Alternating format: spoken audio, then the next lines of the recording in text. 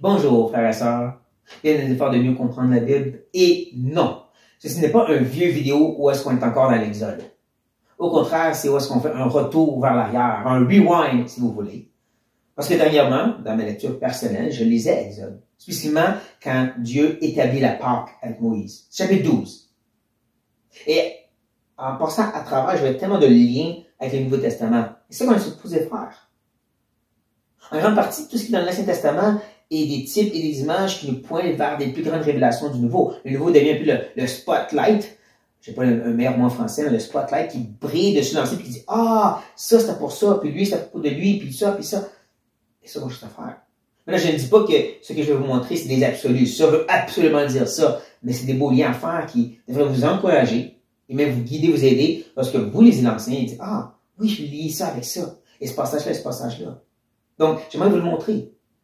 On peut lire le chapitre au complet, puis je m'encourage à le faire. Exode chapitre 12. Mais je vais regarder quelques versets et faire les liens avec le Nouveau Testament.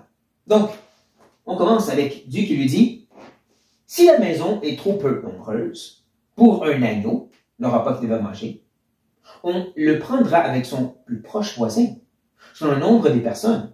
Vous compterez pour cet agneau d'après ce que chacun peut manger. Comprenez que le voisin ici, c'était de la famille des Juifs. C'était toute la communauté de foi. Et combien de fois, dans le Nouveau Testament, on est encouragé de partager entre nous, de s'entraider, de supporter les uns les autres. Et Hébreux, comme Pierre et Paul et Jean, nous parlent de ce soin qu'on a vraiment mutuel. Le livre d'Actes nous montre des gens qui ont pris soin les uns des autres. Mais vraiment de façon qui est égale. C'est pas l'idée communiste de tout le monde devrait avoir la même chose. Même que Paul va contredire ceci.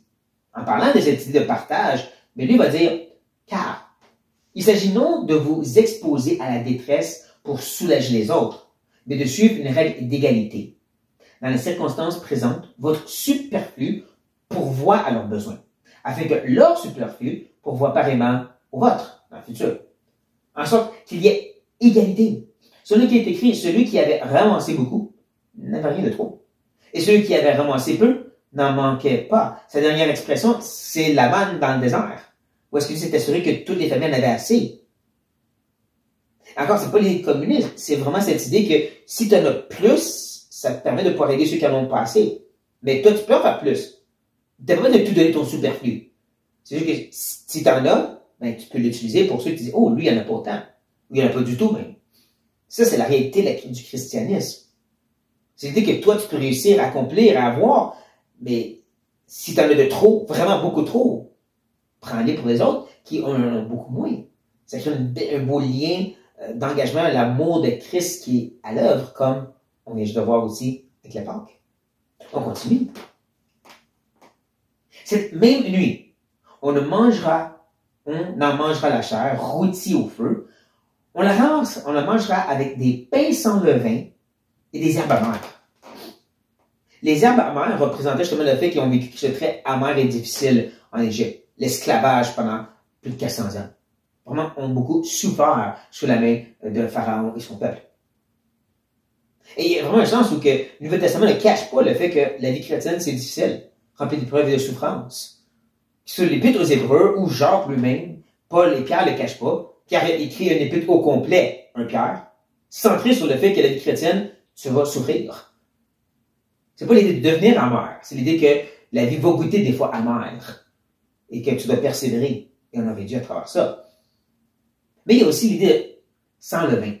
Même qu'il va ajouter un peu plus tard, pendant 7 jours, vous mangerez des pains sans levain. Dès le premier jour de la Pâque, donc 7 jours avant, il n'y aura plus de levain dans vos maisons. Car toute personne qui mangera du pain levé du premier jour au 7e jour sera retranchée des oreilles. On dit, mais voyons, non, c'est juste du levain. C'est bon, un bon pain tout gonflé. C'est parce que le levain représente le péché. C'est une image de ceci, c'est une image de purification avant cette belle Pâque. On sait parce que Paul lui-même nous l'enseigne lorsque dans 1 Corinthiens 5 faisait référence à ce chrétien qui était dans le péché et que l'Église devait le mettre en discipline, devait agir. Il va dire ceci.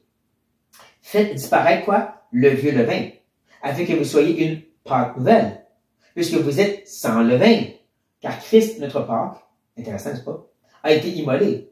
Célébrons donc la fête, non avec du vieux levain, non avec un levain de malice et de méchanceté, de descripteur de péché dans tous les sens possibles, tout ce qui est mal. Mais avec les pains sans levain, de la pureté et de la vérité. Voici Paul, sous inspiration, nous le dit. C'est ça. Le levain représentait le péché. Et c'est quelque chose qui ne doit pas être dans nos vies, comme il ne devait pas être dans leur maison pendant cette semaine de célébration. C'était un témoignage qui devait avoir une vie sans péché en soi. Comme nous aussi. Hein? Constamment en train de retrancher le péché de nos vies et du sein de l'Église. Non pas qu'on atteigne la perfection, mais constant, comme je dis. On continue. Dieu dit ceci aussi. Quand vous le mangerez, vous aurez vos reins sains, vos souliers aux pieds, votre bâton à la main, et vous le mangerez à la hâte. C'est la Pâque de l'Éternel. Ici, je ne peux m'empêcher de voir, je ne sais pas si vous voyez aussi, l'armure dans Galate. Les reins sains comme une ceinture de vérité. Les souliers qui ont aux pieds comme ces souliers du zèle de l'Évangile qui nous font avancer. Et le bâton était fait pour s'appuyer. Ben, le bouquet de la foi.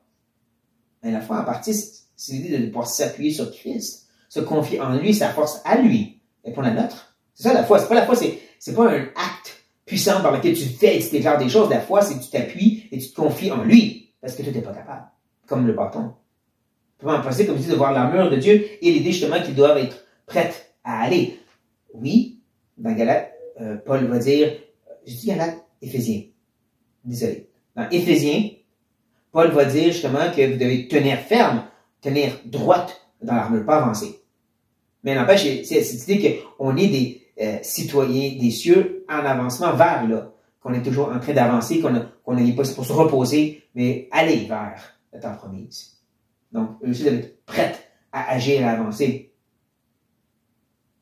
Et bien sûr, il y a celui-ci.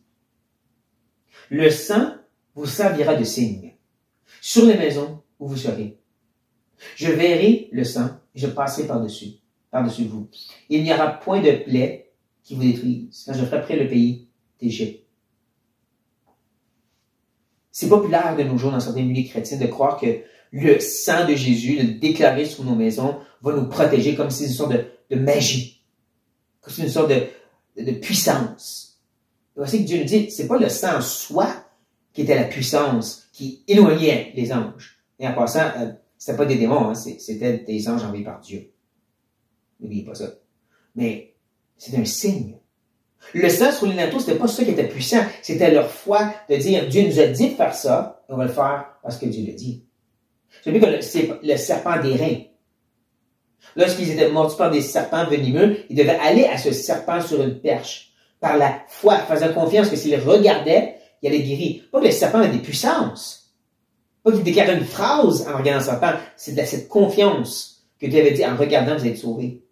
Et Jésus même reprend ça et dit, c'est la même chose pour la foi en la croix. Qui me lave de tout péché, qui me justifie devant Dieu. Je fais rien, là.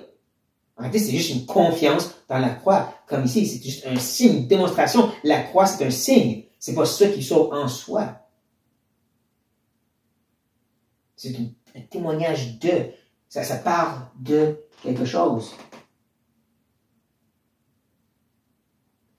Et ultimement, et finalement, Dieu dit ceci.